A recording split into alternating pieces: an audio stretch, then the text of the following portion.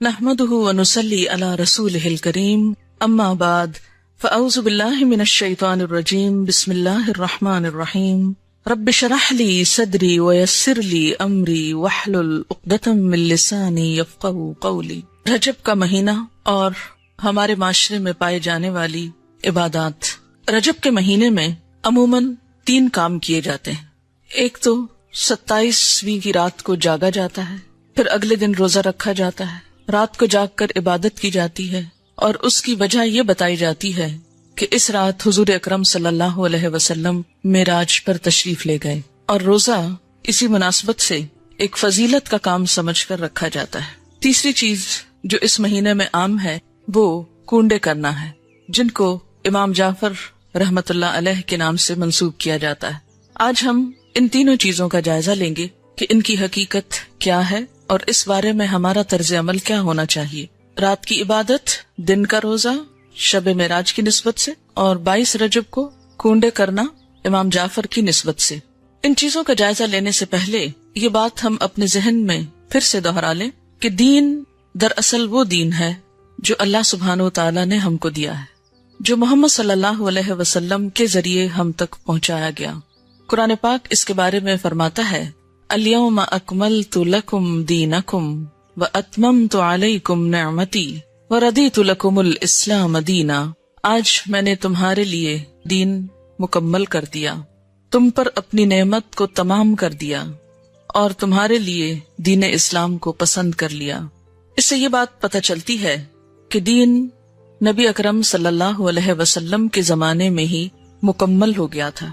عبادت کے نام پر کیا کرنا چاہیے اور کیا نہیں کرنا چاہیے، اس کا سورس یا تو اللہ کی کتاب ہے یا پھر حضور اکرم صلی اللہ علیہ وسلم کی سنت ہے، کیونکہ جب ایک مسلمان ہوتا ہے تو جو کلمہ وہ پڑھتا ہے وہ لا الہ الا اللہ اور محمد الرسول اللہ ہے۔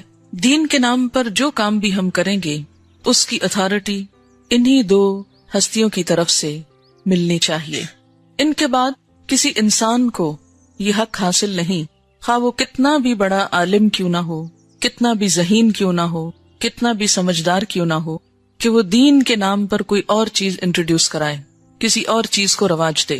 اگر یہ حق دے دیا جائے تو دین میں طرح طرح کی نئی باتیں شامل ہو جائیں جو اصل دین کی جگہ لے لیں گی، اور دین کے نام پر بہت سا انتشار، اختلاف اور باہم عداوت جنم لے گی۔ یہ 3 عبادات، رات کا جاگنا، دن کا روزہ، اور اس کے بعد 22 رجب کو امام جعفر صادق کے نام پر کچھ پکانا اور دینا، یہ تمام چیزیں حضور صلی اللہ علیہ وسلم کے دور میں موجود نہیں تھیں۔ 27 رجب کی رات، جسے عموماً شب معراج کہا جاتا ہے، اس میں آپ صلی اللہ علیہ وسلم کو اگر معراج نصیب ہوئی، اگر کا لفظ میں اس لیے بول رہی ہوں کہ اس تاریخ میں بھی اختلاف ہے، سال میں بھی اختلاف ہے، اس کا ذکر میں بعد میں کروں گی۔ اگر آپ کو معراج نصیب ہوئی بھی اس رات میں تو آپ صلی اللہ علیہ وسلم نے اسی رات جو مخصوص عبادت کی، اس کے بعد کبھی بھی ہر سال 27 رجب کو کوئی خاص عبادت نہیں کی، نہ ہی صحابہ کرام نے کبھی 27 رجب کی رات کو کوئی شب بیداری کی یا اس کی کوئی فضیلت بتائی۔ اسی طرح جہاں تک روزے کا تعلق ہے تو روزہ بھی سنت سے ثابت نہیں ہے، عزت افزائی کی جاتی۔ تو اس سے کیا پتہ چلتا ہے کہ اس رات میں شب بیداری اور اس دن میں روزے کی کوئی حقیقت نہیں۔ اسی طرح جہاں تک امام جعفر کے نام پر جو کونڈے دیے جاتے ہیں، تو بات یہ ہے کہ یہ تاریخ نہ تو امام جعفر رحمت اللہ علیہ کی پیدائش کی ہے اور نہ ہی آپ کی وفات کی ہے، لہٰذا ان کی طرف اس کی نسبت کا کوئی ثبوت ہی نہیں ملتا یا جواز ہی نہیں ملتا۔ امام جعفر رحمت اللہ علیہ کی ولادت ایک روایت کے مطابق 8 رمضان 80 ہجری میں ہوئی، یا 83 ہجری کی روایت بھی موجود ہے، 83 یا 80، اور وفات شوال کے مہینے میں 148 ہجری میں ہوئی۔ اس لیے نہ تو ہم یہ کہہ سکتے ہیں کہ آپ کی پیدائش کی خوشی میں یہ ہو رہا ہے، اور نہ ہی یہ کہہ سکتے ہیں کہ آپ کی وفات کے ضمن میں یہ کوئی کام ہو رہا ہے۔ اگرچہ اصلاً ہی کسی کی پیدائش یا کسی کی وفات پر کچھ کھانا پکانا یا مخصوص کھانے پکانا اسلام کی روح کے مطابق ہی نہیں۔ اسلام میں صدقہ خیرات کا جو تصور ہے وہ یہ کہ انسان جب اپنے پاس کچھ مال پائے یا کسی ضرورت مند کو دیکھے تو وہ صدقہ خیرات کرے۔ اسی طرح اسلام نے صدقہ خیرات کی کچھ مخصوص شکلیں نہیں بتائیں کہ وہ حلوہ ہو یا کھیر ہو یا پوریاں ہو یا چاول ہو یا دیگ ہو یا بریانی ہو یا کوفتے ہو، نہیں، اس لیے کہ اسلام ایسی کسی تکلیف میں انسان کو نہیں ڈالتا جو انسان کے لیے نبھانا مشکل کا سبب ہو یا مشکل پیدا کرے۔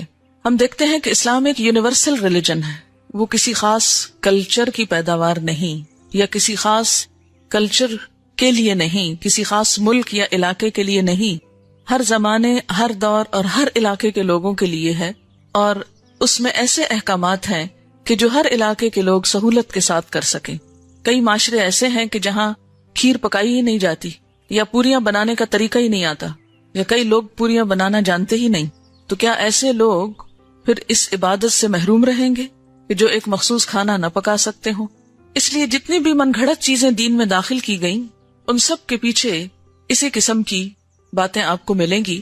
کنڈوں کی رسم کے بارے میں ایک روایت کے مطابق اس کی ابتدا 1906 میں امیر مینائی کے خاندان سے ہوئی اور امام جعفر کے نام پر شروع ہوئی، اور یہ امیر مینائی کا خاندان جیسے کہ آپ جانتے ہیں کہ لکھنؤ سے یا ہندوستان سے تعلق رکھتا ہے، تو اس رسم کی تو ابتدا بھی عرب سے نہیں ہوئی، یا جہاں اسلام کا اوریجن ہے وہاں سے نہیں آئی، تو اس کو اسلام یا دین کا حصہ یا نیکی یا عبادت آپ کیسے قرار دے سکتے ہیں؟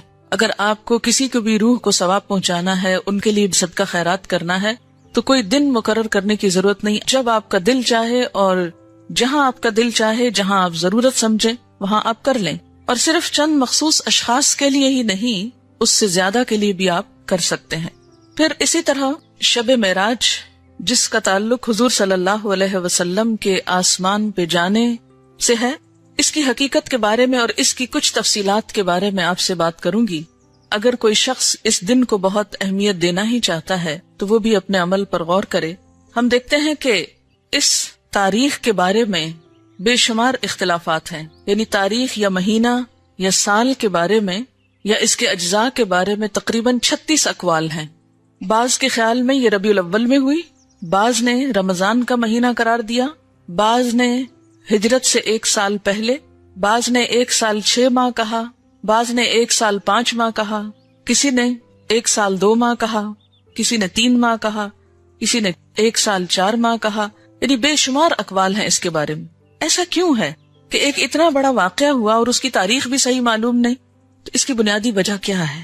اس کی بنیادی وجہ یہ ہے کہ اسلام کے دور اول میں لوگوں کو تاریخوں سے زیادہ دلچسپی نہیں تھی، وہ تاریخیں صرف یاد رکھتے تھے حج کی یا رمضان کی، جس میں مخصوص عبادات کرنا ہوتی تھی۔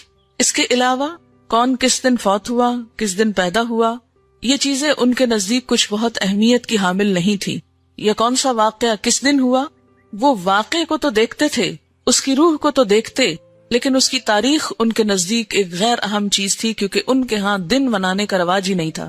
صحابہ کرام کے اندر ہمارے معاشرے کی طرح دن منانا، اینیورسریز اور اسی طرح برسی اور ولادت کے دن، یہ تمام چیزیں اس کلچر کا حصہ نہیں تھی، یعنی اسلامی کلچر کا۔ بیسیکلی اسلام میں جو اہم دن ہیں جیسے عیدیں ہیں یا مہینے ہیں، رمضان اور حج کا مہینہ ہے، یا اسی طرح کچھ اور مہینوں کی فضیلت ہے جیسے محرم کے روزوں کی فضیلت ہے، یا ذوالحج کے ابتدائی عشرے کے روزوں کی فضیلت ہے، یا شعبان کے روزوں کی فضیلت ہے، یا ہر مہینے 3 دن ایام 20 کے روزے کی بات آئی ہے۔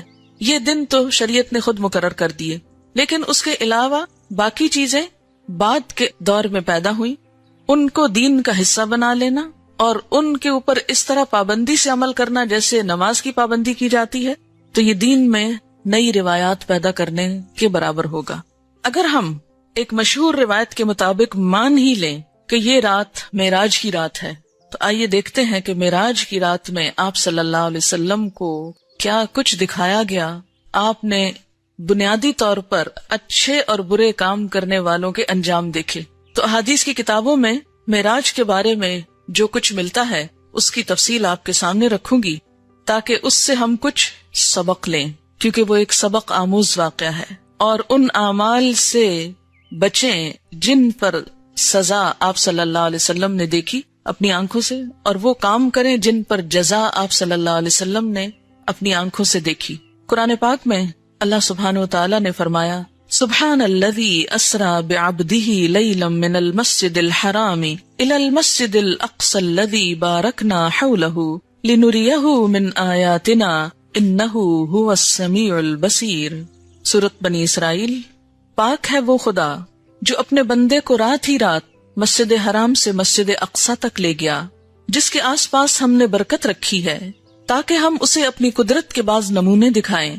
یقیناً اللہ تعالیٰ ہی خوب سننے والا اور دیکھنے والا ہے۔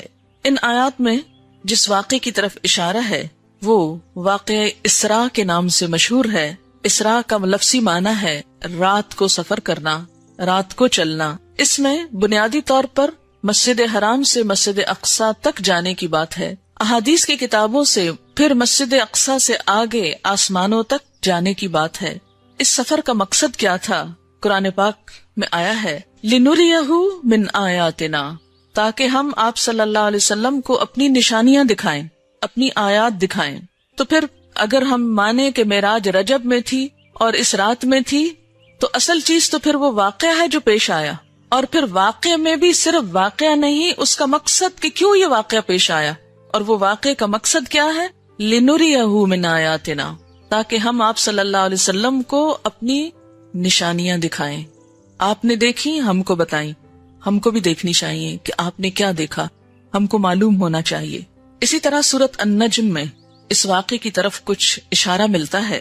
وَالنَّجْمِ إِذَا هَوَى مَا ضَلَّ صَاحِبُكُمْ وَمَا غَوَى وَمَا يَنطِقُ عَنِ الْهَوَى إِنْ هُوَ إِلَّا وَحْيٌ يُوحَى عَلَّمَهُ شَدِيدُ الْقُوَى ذُو مِرَّةٍ فَاسْتَوَى وَهُوَ بِالْأُفُقِ الْأَعْلَى ثُمَّ دَنَا فَتَدَلَّى فَكَانَ قَابَ قَوْسَيْنِ أَوْ أَدْنَى فَأَوْحَى إِلَى عَبْدِهِ مَا أَوْحَى مَا كَذَبَ الْفُؤَادُ مَا رَأَى أَفَتُمَارُونَهُ عَلَى مَا يَرَى وَلَقَدْ رَآهُ نَزْلَةً أُخْرَى عِندَ سِدْرَةِ الْمُنْتَهَى عِندَهَا جَنَّةُ الْمَأْوَى إِذْ يَغْشَى السِّدْرَةَ مَا يَغْشَى مَا زَاغَ الْبَصَرُ وَمَا طَغَى لَقَدْ رَآى مِنْ آيَاتِ رَبِّهِ الْكُبْرَى۔ ان آیات میں آپ صلی اللہ علیہ وسلم کے آسمانوں کی طرف جانے کا اور وہاں پر سدرۃ المنتہا اور اس کے آس پاس کی چیزوں کو دیکھنے کا اشارہ ملتا ہے۔ اور اس کے بھی آخر میں جو بات فرمائی گئی وہ کیا ہے؟ لقد رآ من آیات ربہ الکبریٰ۔ آپ صلی اللہ علیہ وسلم نے دیکھی کیا؟ اپنے رب کی بڑی بڑی نشانیاں۔ اور آپ کو معراج کیوں کروائی گئی تھی؟ آسمانوں پہ کیوں لے جایا گیا؟ یہ سب منظر کیوں دکھایا گیا؟ تاکہ آپ عین الیقین کچھ حقائق کو ملاحظہ فرمائیں اور پھر واپس آ کر لوگوں کو بتائیں اور لوگ ان سے فائدہ اٹھائیں۔ اس کا ترجمہ ہے، قسم ہے ستارے کی جب وہ جھکے کہ تمہارے ساتھی نے نہ راہ گم کی ہے اور نہ ٹیڑھی راہ پر ہے اور نہ اپنی نفسانی خواہش سے کوئی بات کہتے ہیں۔ یعنی یہ پہلے ہی وضاحت کر دی گئی کہ آپ اپنی کوئی من گھڑت دل کی باتیں نہیں کرتے۔ وہ قرآن تو صرف وہی ہے جو اتاری جاتی ہے، اسے پوری طاقت والے فرشتے نے سکھایا ہے جو زور آور ہے۔ وہ سیدھا کھڑا ہو گیا اور وہ بلند آسمان کے کناروں پر تھا، یعنی فرشتہ، پھر نزدیک ہوا اور اتر آیا، پس 2 کمانوں کا فاصلہ رہ گیا بلکہ اس سے بھی کم۔ پس اس نے خدا کے بندے کو پیغام پہنچایا جو بھی پہنچایا۔ جو دیکھا اس میں پیغمبر کے دل نے جھوٹ نہیں کہا۔ کیا تم جھگڑا کرتے ہو اس پر جو پیغمبر دیکھتے ہیں؟ اسے تو ایک مرتبہ اور دکھایا تھا، یعنی اللہ تعالیٰ نے ایک اور مرتبہ بھی دکھایا تھا۔ کہاں؟ سدرۃ المنتہا کے پاس۔ وَلَقَدْ رَآهُ، اور البتہ تحقیق اس نے، یعنی آپ صلی اللہ علیہ وسلم نے دیکھا تھا اس کو، یعنی جبریل کو۔ کہاں؟ نزلۃ اخری، ایک اور مرتبہ۔ کہاں؟ عند سدرۃ المنتہا، سدرۃ المنتہا کے پاس۔ اسی کے پاس جنت المأویٰ ہے۔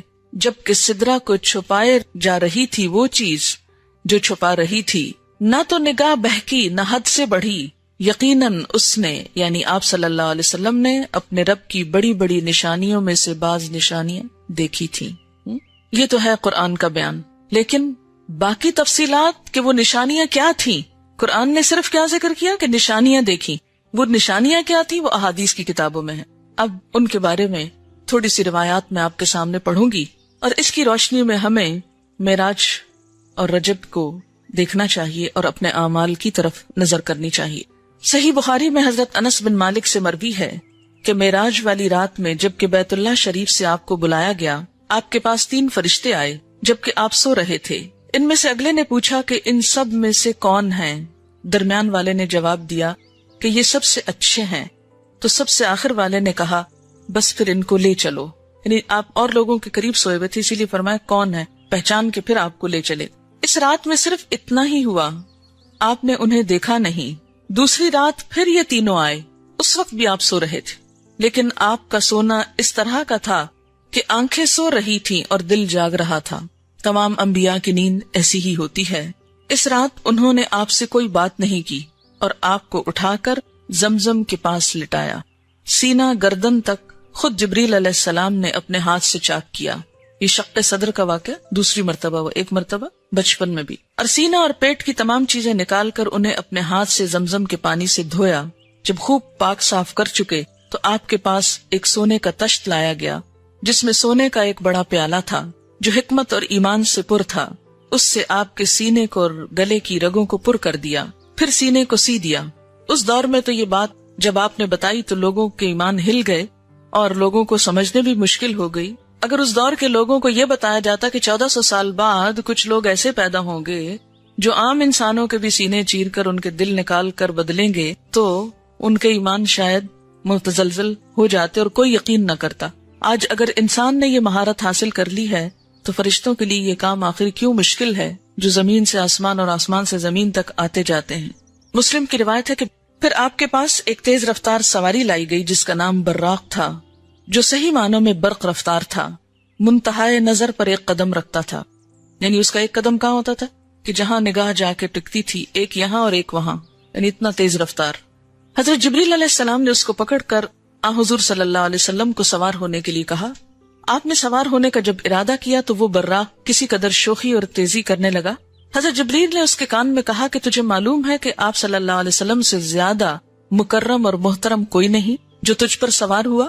یہ سن کر براق ارق ارق اور پسینہ پسینہ ہو گیا. اب یہ ترمذی کی روایت ہے، لہٰذا یہ مختلف کتابوں کی روایات کا مجموعہ ہے. جہاں جہاں جو آئے گی روایت اس کتاب کا نام بھی میں کوٹ کرتی جاؤں گی تاکہ کبھی آپ کو ریفرنس کے لیے دیکھنا ہو تو دیکھ سکیں.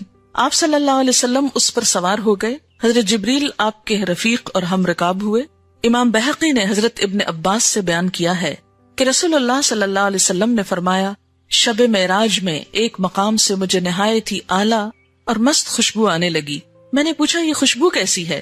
جواب ملا کہ فرعون کی لڑکی کی مشاطہ کہتے ہیں جو کنگھی کرتی، جیسے پارلر میں کام کرنے والی جیسے لڑکیاں ہوتی، تو اس کے دربار میں یہ ایک بیوٹیشن تھی، وہ سمجھیں، یا مشاطہ، اور اس کی اولاد کے محل کی ہے. فرعون کی شہزادی کو کنگھی وغیرہ کرتے ہوئے اس کے ہاتھ سے اتفاقاً کنگھی گر پڑی تو اس کی زبان سے بے ساختہ بسم اللہ نکل گیا. اس پر شہزادی نے اس سے کہا اللہ تو میرا باپ ہی ہے. فرعون کہتا تھا نا انا ربکم الاعلی، میں تمہارا بڑا رب ہوں. تو اس نے جواب دیا نہیں، اللہ وہ ہے جو مجھے اور تجھے اور خود فرعون کو روزی دیتا ہے. اس نے کہا اچھا کیا تو میرے باپ کے سوا کسی اور کو رب مانتی ہے؟ اس نے جواب دیا کہ ہاں، میرا اور تیرا اور تیرے باپ کا رب اللہ ہے. اس نے اپنے باپ فرعون سے کہلوایا، یعنی بتایا اس کو، تو وہ بہت ناراض ہوا. اسی وقت برسر دربار بلوا بھیجا اور کہا کیا تو میرے سوا کسی اور کو اپنا رب مانتی ہے؟ اس نے کہا ہاں، میرا اور تیرا رب اللہ ہی ہے جو بلندیوں اور بزرگیوں والا ہے. فرعون نے پھر اسی وقت حکم دیا کہ تانبے کی جو دیگ بنی ہوئی ہے اسے خوب تپایا جائے. جب وہ بالکل آگ جیسی ہو جائے تو اس کے بچوں کو اس میں ایک ایک کر کے ڈال دیا جائے، خود اسے بھی اسی میں ڈال دیا جائے. فرعون کے بارے میں قرآن میں آتا نا انہو طغا، سرکش ہو گیا ہے اور بہت شدید قسم کی سزائیں دیتا تھا اپنے لوگوں کو. چنانچہ وہ گرم کی گئی. جب وہ آگ جیسی ہو گئی تو حکم دیا کہ اس کے بچوں کو اس میں ڈال دیا جائے. اس نے کہا بادشاہ ایک درخواست میری منظور کرو، وہ یہ کہ میری اور میرے بچوں کی ہڈیاں ایک ہی جگہ ڈال دینا. فرعون نے کہا تیرے حقوق میرے ذمے کچھ ہیں اس لیے یہ منظور ہے، نہیں تو ہماری خدمت گار ہے اس لیے تمہاری یہ بات پوری کر دوں گا. جب وہ اور اس کے بچے اس میں ڈال دیے گئے اور سب جل کر راکھ ہو گئے تو سب سے چھوٹے بچے کی باری آئی جو ماں کی چھاتی سے لگا ہوا دودھ پی رہا تھا. فرعون کے سپاہیوں نے جب اسے گھسیٹا تو اس نیک بندی کی آنکھوں تلے اندھیرا چھا گیا. خدا نے اس بچے کو اس وقت زبان دی. اس نے بآواز بلند کہا اماں جان افسوس نہ کرو، ذرا برابر بھی پس و پیش نہ کرو، حق پر جان دینا ہی سب سے بڑی نیکی ہے. چنانچہ اسے صبر آ گیا، اسے بھی اس میں ڈال دیا گیا اور آخر میں ان بچوں کی ماں کو بھی رضی اللہ عنہم اجمعین. یہ خوشبو کی مہکیں اسی کے جنتی محل سے آ رہی ہیں۔ آپ نے اس واقعے کے ساتھ ہی بیان فرمایا کہ 4 چھوٹے بچوں نے گہوارے میں بات کی تھی، ایک تو یہی بچہ، ایک وہ جس نے حضرت یوسف کی شہادت دی تھی، اور ایک وہ بچہ جس نے حضرت جریج ولی اللہ کی پاک دامنی کی شہادت دی تھی، ان پہ الزام لگا تھا، اور حضرت عیسیٰ ابن مریم علیہ السلام۔ اس کا ذکر تفسیر ابن کثیر میں موجود ہے۔ اس کے بعد براق لایا گیا دوبارہ، آپ اس پر سوار ہو کر آسمان تک پہنچے، پہلے آسمان تک۔ جبریل علیہ السلام نے آسمان کا دروازہ کھلوایا، فرشتوں کی طرف سے پوچھا گیا کون ہے؟ حضرت جبریل نے فرمایا میں جبریل ہوں۔ پوچھا گیا ساتھ کون ہے؟ بتایا گیا محمد صلی اللہ علیہ وسلم ہے۔ پوچھا گیا ان کے پاس پیغام الہی دے کر بھیجا گیا؟ جبریل نے کہا ہاں۔ یہ بخاری کی روایت ہے، یعنی پھر آپ کے لیے دروازہ کھولا گیا۔ بخاری کی روایت میں ہے کہ فرشتوں نے یہ سن کر کہا مرحبا، آپ بہت اچھا آئے، ویلکم۔ دروازہ کھول دیا گیا۔ آپ فرماتے ہیں کہ میں وہاں پہنچا تو حضرت آدم علیہ السلام موجود تھے۔ جبریل علیہ السلام نے کہا یہ آپ کے باپ آدم ہیں، ان کو سلام کیجئے۔ میں نے سلام دیا، آپ نے جواب دیا اور کہا مرحبا فرزند صالح، نبی صالح۔ بخاری کی روایت میں ہے پھر مجھ کو جبریل لے کر آگے بڑھے، دوسرے آسمان تک پہنچے اور اسی طرح سوال جواب ہوا اور دروازہ کھولا گیا۔ وہاں آپ کو عیسیٰ علیہ السلام اور یحییٰ علیہ السلام ملے، جو دونوں باہم خالہ زاد بھائی بھی ہیں۔ جبریل علیہ السلام نے کہا یہ یحییٰ اور عیسیٰ علیہ السلام ہیں، ان کو سلام کیجئے۔ میں نے سلام کیا، دونوں نے جواب دیا۔ پھر کہا کہ مرحبا برادر صالح اور نبی صالح، اور پھر اسی طرح ان سے کچھ باتیں ہوئیں، اور ان کو برادر اس لیے کہا گیا، بھائی اس لیے کہا گیا کہ آپ ان کے ڈسینڈنٹ نہیں، یعنی وہ دوسری نسل سے ہیں۔ بخاری میں ہے کہ مجھ کو جبریل علیہ السلام تیسرے آسمان کی طرف لے کر چڑھے اور دروازہ کھلوایا۔ پوچھا گیا کون؟ جبریل نے کہا میں ہوں۔ پوچھا گیا تمہارے ساتھ کون؟ انہوں نے کہا محمد صلی اللہ علیہ وسلم۔ پوچھا گیا ان کے پاس پیغام الہی ہے؟ جبریل نے کہا ہاں۔ فرشتوں نے کہا مرحبا، آپ بہت اچھا آئے۔ دروازہ کھولا گیا، وہاں پہنچا تو دیکھا کہ یوسف علیہ السلام موجود ہیں۔ جبریل علیہ السلام نے کہا یہ یوسف علیہ السلام ہے، ان کو سلام کیجئے۔ میں نے سلام کیا، انہوں نے جواب دیا۔ انہوں نے کہا مرحبا برادر صالح اور نبی صالح، کیونکہ وہ بھی بنی اسرائیل میں سے تھے، اس لیے بھائی کہہ رہے ہیں۔ بخاری کی روایت میں کہ جبریل علیہ السلام مجھ کو لے کر آگے بڑھے، چوتھے آسمان پر اسی طرح سوال جواب ہوا، اور وہاں پر حضرت ادریس علیہ السلام موجود تھے، سلام دعا ہوئی، اور اسی طرح کہا برادر صالح اور نبی صالح۔ پھر جبریل علیہ السلام آگے بڑھے پانچویں آسمان تک، وہاں بھی اسی طرح سلام دعا ہوا، وہاں پر ہارون علیہ السلام موجود تھے، انہوں نے بھی برادر صالح اور نبی صالح کہہ کر ویلکم کیا۔ پھر آگے چڑھے چھٹے آسمان تک، دروازہ کھلوایا گیا اور اسی طرح سوال جواب ہوا، اور یہاں پر موسیٰ علیہ السلام تھے۔ جب وہ ان کو چھوڑ کر آگے بڑھے تو وہ رونے لگے۔ پوچھا کیا ہے، آپ کے رونے کی وجہ کیا ہے؟ انہوں نے کہا میں اس لیے روتا ہوں کہ ایک نوجوان پیغمبر میرے بعد مبعوث ہوئے جن کی امت کے جنت میں داخل ہونے والے میری امت کے جنت میں داخل ہونے والوں سے زیادہ ہوں گے، تو مجھ کو اپنی امت پر حسرت ہے، یعنی بنی اسرائیل پر، کہ انہوں نے میرا اس طرح اتباع نہ کیا جس طرح حضور صلی اللہ علیہ وسلم کی امت آپ کی اطاعت کرے گی۔ اسی لیے میری امت کے ایسے لوگ جنت سے محروم رہے تو ان کے حال پہ رونا آتا ہے۔ پھر ساتویں آسمان پر پہنچے تو وہاں پر ابراہیم علیہ السلام کو پایا، کہا گیا ان کو سلام کیجئے۔ آپ نے ان کو سلام کیا، انہوں نے کہا فرزند صالح اور نبی صالح، یعنی بیٹا کہہ کے پکارا، اور آپ اپنی کمر بیت المعمور سے ٹیک کر بیٹھے ہوئے تھے۔ ایک اور حدیث میں آتا ہے نا کہ ساتویں آسمان پر بیت المعمور ہے، خانہ کعبہ کی طرح، اور وہاں ہر روز 70,000 فرشتے طواف کرتے ہیں۔ تو ابراہیم علیہ السلام نے چونکہ دنیا میں بیت اللہ بنایا تو اس کے اعزاز میں آپ کو ساتویں آسمان پر جو بیت اللہ ہے وہاں پر رکھا گیا۔ مسلم کی روایت ہے کہ بیت المعمور میں ہر روز 70,000 فرشتے داخل ہوتے ہیں۔ بخاری کی روایت میں یوں ہے کہ میں ایک ایسے ہموار میدان میں پہنچا جہاں میں نے قلموں کے لکھنے کی آواز سنی۔ اللہ تعالیٰ نے مجھ پر اور میری امت پر 50 وقت کی نمازیں فرض کی۔ مسند احمد کی روایت میں ہے کہ سورۃ بقرہ کی آخری آیتیں کون سی بلا؟ آمن الرسول، وہ مجھ کو عنایت ہوئی، اور یہ بات کہ جو شخص آپ کی امت میں سے اللہ تعالیٰ کے ساتھ کسی کو شریک نہ کرے اس کے گناہ معاف ہو جائیں گے۔ مسلم میں ہے کہ آپ سے یہ وعدہ بھی کیا گیا تھا کہ جو شخص کسی نیکی کا ارادہ کرے اور کسی وجہ سے نہ کر سکے تب بھی اس کو ایک نیکی کا ثواب ملے گا، اور جب گناہ کا ارادہ کرے اور اس گناہ کو نہ کرے تو گناہ نہیں لکھا جائے گا، اگر کیا تو ایک ہی گناہ لکھا جائے گا۔ بعض روایات سے یہ پتہ چلتا ہے کہ آپ نے اللہ تعالیٰ کو بھی دیکھا، لیکن جو زیادہ ترجیح والی روایات ہیں وہ کیا ہیں کہ آپ صلی اللہ علیہ وسلم نے صرف کلام فرمایا۔ آپ نے جنت اور دوزخ کو دیکھا، جہنم میں زیادہ تر ناشکر گزار عورتیں نظر آئیں، جنت میں زیادہ تر غرباء اور مساکین دکھائی دیے۔ بہرحال آپ نے بہت سے عجائبات، اللہ کی نشانیوں کو دیکھا اور واپس ہوئے۔ واپس آتے ہوئے موسیٰ علیہ السلام سے ملاقات ہوئی تو انہوں نے دریافت کیا کہ آپ کو کیا حکم ملا؟ میں نے کہا ایک دن رات میں مجھ پر اور میری امت پر 50 نمازیں فرض کی گئی. حضرت موسیٰ نے فرمایا آپ کی امت ایک دن رات میں 50 نمازیں نہ پڑھ سکے گی. میں بنی اسرائیل سے خوب تجربہ کر چکا ہوں. آپ اپنے رب کے پاس واپس جائیے, کمی کی درخواست کیجیے. موسیٰ علیہ السلام کے فرمانے پر میں اللہ تعالیٰ کے پاس واپس گیا اور کمی کی درخواست کی. اللہ تعالیٰ نے میری درخواست کو قبول کیا, نمازوں میں تخفیف فرمائی. میں واپس آیا تو موسیٰ علیہ السلام نے پوچھا کتنی کم ہوئی؟ میں نے کہا 10. انہوں نے کہا ابھی بھی بہت ہے, واپس جائیے. پھر اللہ تعالیٰ نے 10 اور کم کر دی. پھر میں واپس آیا, پوچھا اب کتنی ہیں؟ تو ان کے دریافت کرنے پر میں نے کہا کہ اتنی نمازوں کی کمی ہو گئی. موسیٰ علیہ السلام نے کہا پھر جاؤ اور کمی کراؤ. پھر معافی کی اپیل کی گئی اور اس طرح پھر 10 اور ایک دفعہ میں 5 اور باقی 5 رہ گئی. موسیٰ علیہ السلام نے کہا ابھی بھی کمی کراؤ, یہ لوگ 5 بھی نہیں پڑھیں گے. میں نے کہا مجھے اب شرم آتی ہے, جتنا اللہ تعالیٰ نے فرض کیا میں اس پہ راضی ہوں. آپ فرماتے ہیں کہ جب میں وہاں سے واپس آیا تو ایک پکارنے والے نے پکار کر کہا میں نے اپنا فرض پورا کر دیا, بندوں سے تخفیف کر دی, 5 نمازیں 50 کے برابر ہیں. پھر میں جہاں سے گیا تھا وہیں واپس آ گیا. اور جس وقت واپس آ کر آپ نے لوگوں کو خبر دی تو بہت سے ایمان والوں کے ایمان متزلزل ہو گئے کہ یہ کیسے ممکن ہے. اور ہو سکتا ہے کہ اب بھی یہ باتیں سن کر بہت سے لوگوں کے دل ہل گئے ہوں کہ یہ بھلا کیسے ہو سکتا ہے کہ آپ نے یہ سب کچھ دیکھ لیا.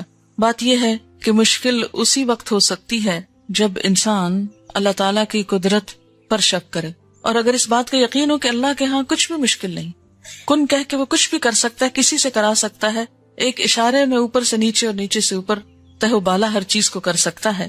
مسلم میں ہے کہ حضور صلی اللہ علیہ وسلم فرماتے ہیں جب میں نے معراج کا یہ واقعہ مشرکین مکہ کو سنایا تو انہوں نے اس کی تردید کی اور تکذیب کی اور بیت المقدس کی علامتیں دریافت کرنا شروع کر دی. کیسا ہے بیت المقدس؟ تو اللہ تعالیٰ نے بیت المقدس کو میرے سامنے ظاہر فرمایا اور جو جو باتیں اور نشانیاں مشرکین دریافت کرتے میں دیکھ دیکھ کر بتاتا جاتا. ان تمام بیانات سے یہ بات یقینی طور پر ثابت ہو گئی کہ حضور صلی اللہ علیہ وسلم نے بحکم خدا مکہ سے بیت المقدس اور وہاں سے 7ویں آسمان پر تشریف لے جا کر اسی شب کو واپس تشریف لائے. آپ جسم سمیت گئے, جسم سمیت آئے. یہ محض خواب نہ تھا بلکہ روح جسم کی بیداری کی حالت کے ساتھ گئے. اور قرآن پاک میں بھی اسی کا ذکر ملتا ہے, کیونکہ قرآن پاک میں آتا نا سبحان الذی اسری بعبدہ, تو عبد کس کو کہتے ہیں؟ روح کو. اب سے مراد روح اور جسم دونوں ہیں. قرآن کے مطابق سب کا حساب کتاب قیامت کے دن ہوگا. تو پھر حضور صلی اللہ علیہ وسلم نے کیسے پہلے سزا اور جزا یعنی جنت اور دوزخ کا مشاہدہ کیا؟ یہ کون لوگ تھے جن کا حساب پہلے ہوا؟ اس میں یہ وہ لوگ بھی ہو سکتے ہیں جو دنیا سے مر کے جا چکے ہیں, برزخ میں ہیں, اور ان کو وہاں ان کے اعمال کے مطابق سزا لیتے ہوئے دکھا دیا گیا. اگرچہ سب کا فیصلہ قیامت کے دن ہوگا, لیکن اگر کچھ لوگوں کو بطور مثال وہاں اللہ تعالیٰ نے پہلے فیصلہ کر کے ڈال دیا تو اس میں کیا مشکل ہے؟ یہ بھی ہو سکتا ہے کہ اللہ تعالیٰ نے بطور تمثیل دکھایا کہ ایسا ہوگا, یعنی جن لوگوں کے ساتھ ہونے والا ہے ان کی شکلیں سامنے لا کے دکھا دی اور ان کو ایک شیپ دے دی, اور فیصلہ بعد میں ہوتا رہے گا. کیا صدقہ خیرات اللہ کے سوا کسی اور کے نام سے دینا جائز ہے جیسے امام جعفر کے نام پر؟ یہ تو آپ قرآن پاک میں واضح طور پر پڑھ چکے ہیں. سورۃ البقرہ آیت 173 میں دیکھیے انما حرم علیکم المیتۃ والدم ولحم الخنزیر وما اہل بہ لغیر اللہ فمن اضطر غیر باغ ولا عاد فلا اثم علیہ ان اللہ غفور رحیم. بے شک اس نے حرام کیا تم پر مردار اور خون اور خنزیر کا گوشت اور جو پکارا گیا اس پر اللہ کے سوا کسی اور کے لیے, لغیر اللہ واسطے غیر اللہ کے, یعنی اللہ کے سوا کسی بھی نبی, رسول, ولی, کسی بزرگ, کسی نیک انسان کے نام پر کچھ دینا یعنی اس کی خوشی کے لیے, یہ درست نہیں. ہاں کسی کی طرف سے صدقہ کرنا اس کی اجازت ہوتی, مثلاً کسی کو ثواب پہنچانے کے لیے اگر کوئی شخص کچھ دیتا ہے تو وہ اور بات ہے. مثلاً آپ اپنے والدین کی طرف سے قربانی کریں یا حضور صلی اللہ علیہ وسلم کی طرف سے کریں یا کسی اور کی طرف سے آپ کریں تو یہ تو ٹھیک ہے, لیکن ان کے نام پر کرنا کہ وہ ہم سے خوش ہو جائیں تو شرک یہی تو ہے. تو کوئی بھی ایسا کام کہ کسی انسان کو, چاہے کوئی زندہ ہے چاہے کوئی فوت ہو گیا, مثلاً اگر کوئی شخص زندہ ہے اور آپ اس کے ساتھ نیکی صرف اس لیے کر رہے ہیں کہ یہ قیامت کے دن ہم کو اللہ سے چھڑا لے, تو یہ تصور غلط ہے. ہاں اس لیے کر رہے ہیں کہ وہ دنیا میں آپ کو نیکی کی طرف لے جائے, وہ اور بات ہے. کیا رجب کے پورے ماہ کے اندر روزہ رکھنا منع ہے یا 27 رجب کا؟ یہ نہیں کہ پورے ماہ میں روزہ نہیں رکھ سکتے, نفلی روزہ عادتاً جو آپ رکھتے ہیں مثلاً 13, 14, 15 کا وہ رکھیے,